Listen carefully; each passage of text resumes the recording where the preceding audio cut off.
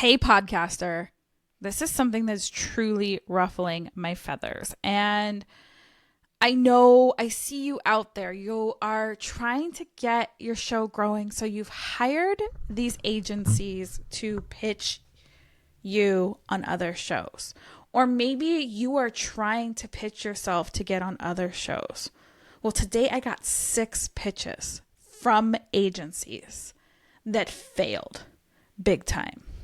And I did not hold back. I let it be a teaching lesson, and the people on the other side, whether they take it as a teaching lesson or not, I don't really care, but this has to change, because if it doesn't change and we keep getting these crappy pitches in our inbox, well, guess what? Hosts are just going to say, screw it. And it's going to become harder and harder and harder to make those connections. So I'm going to give you a couple of things that I'm seeing, some solutions, and of course, I'm going to give you a really cool tool to help you find the right places to pitch and find the right guests for your show. So are you ready? Let's go.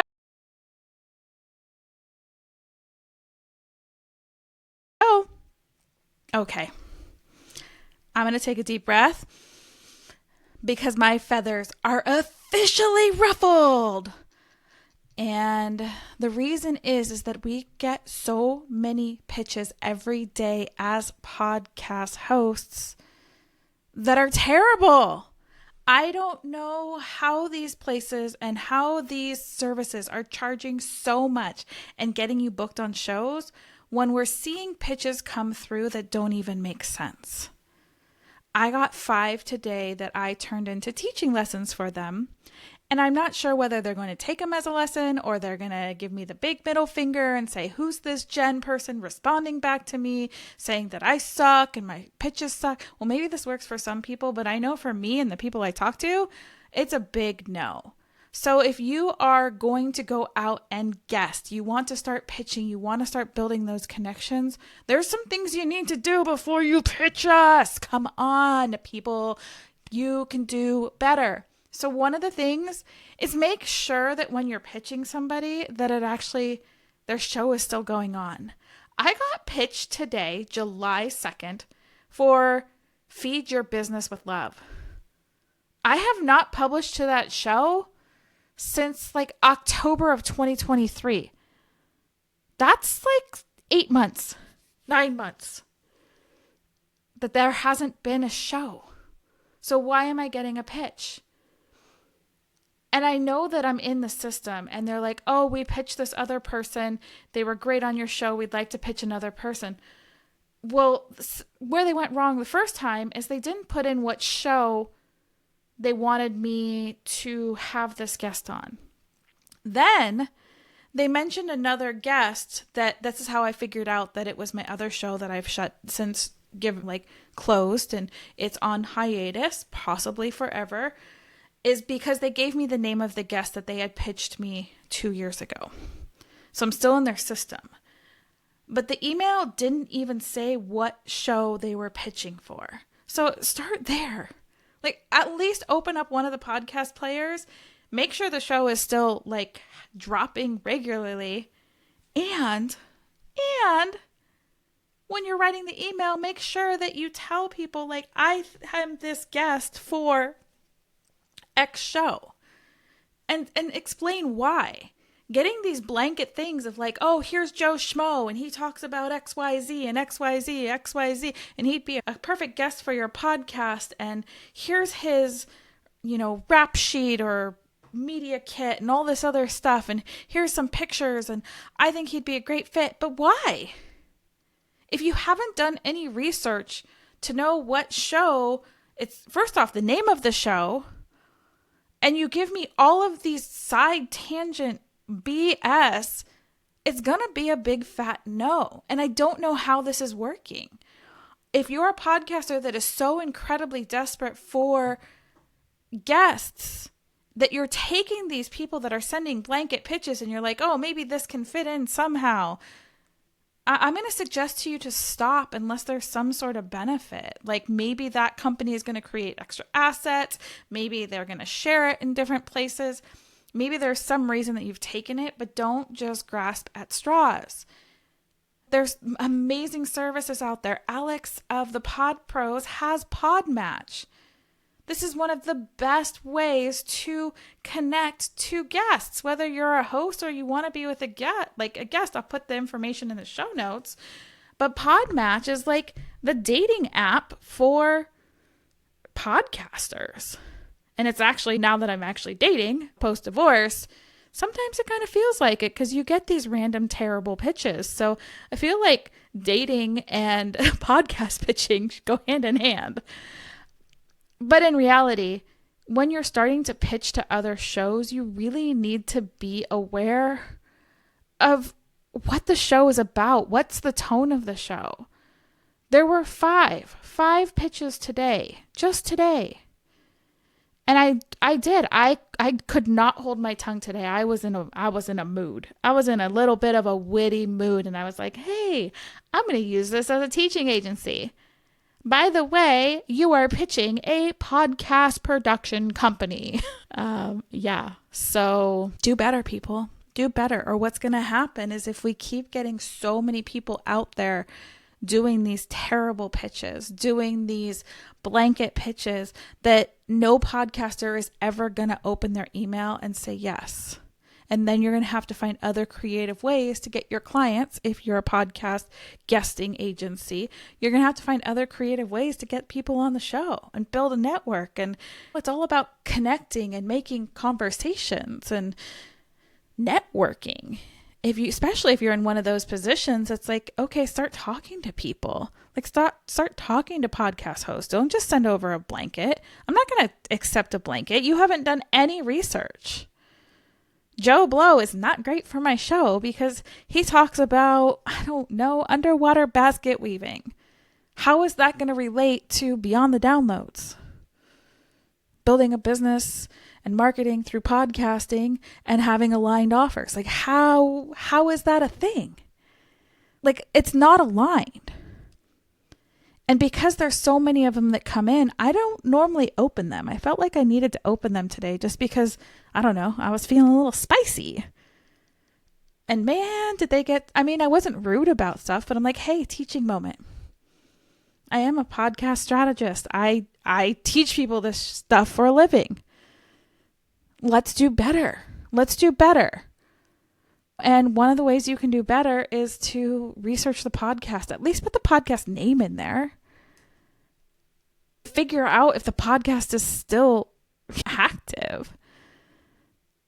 Listen to the last episode and make sure that it's still aligned for your client. They're paying you, so do your job. Don't just find some email and blanket send to everybody. No, and if you're a podcast host, don't do the same thing either. If you're doing it for yourself, do a little research. Make a little connection. Tell me why it's important. This is one of the things that I have really come to appreciate is when I get a good pitch. That's like, hey, I'd like to come on. Before that turned into Beyond the Downloads, it was your podcast with someone's life rep. I have a great podcast story. This is what happened. XYZ. This is how I got out of it. This is how it affected me and my life and my podcast. I'd love to come share the story with your audience. Here's also what I do and how I tie it into what I do. Is it possible for me to share with your audience?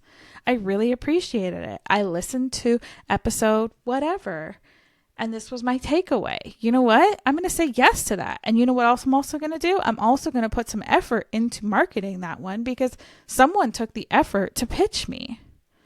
You reap what you sow, or you get what you give, or whatever you want to call it. But these blanket podcast pitches have got to stop. I manage 19 podcasts right now, plus my own. And I see these pitches come into emails all the time. Is this a good guest? Is this a good guest? They're always asking me. And I'm like, I don't know, because it's a blanket pitch. And none of these topics really make sense because their people are just trying to a lot of the agencies, I'm not going to say all, there's a couple of them out there that I truly, if you need a good agency to do podcast guesting, I have 2 people that I highly recommend. And if you want those people, just reach out to me. Jen, JENN at jdragonette.com. Email is the best, or you can find me at JENN.dragonette over on Instagram.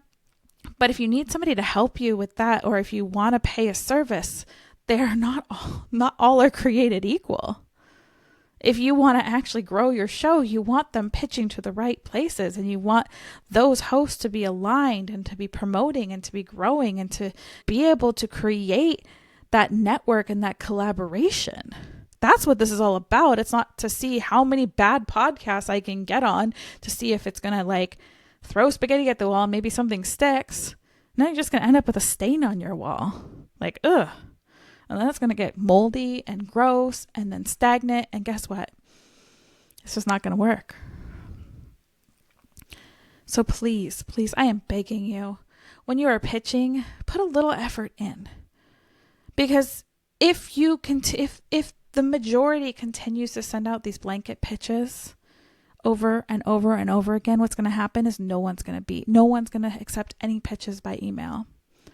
But this is also why I get most of my guests from Podmatch, because at least people are paying to be there. Even though it's a nominal fee, they're paying to be there.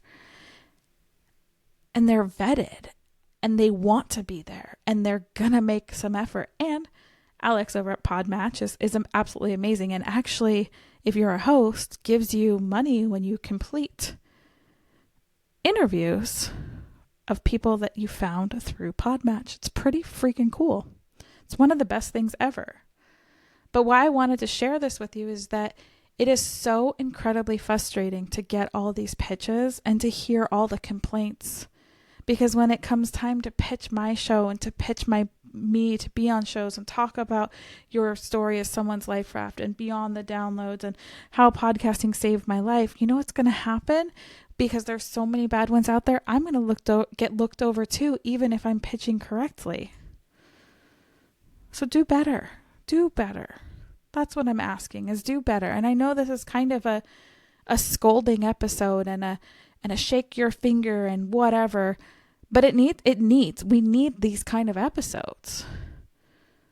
Because you need to know that like pitching, when you're pitching, it takes time for your host to read. It takes time for them to go through. If you're not even going to put the effort on the forefront to put anything different other than a template and copy and paste my email in, you're going to get the same results. You're going to get the same effort back that you put in, which is nothing. So do better.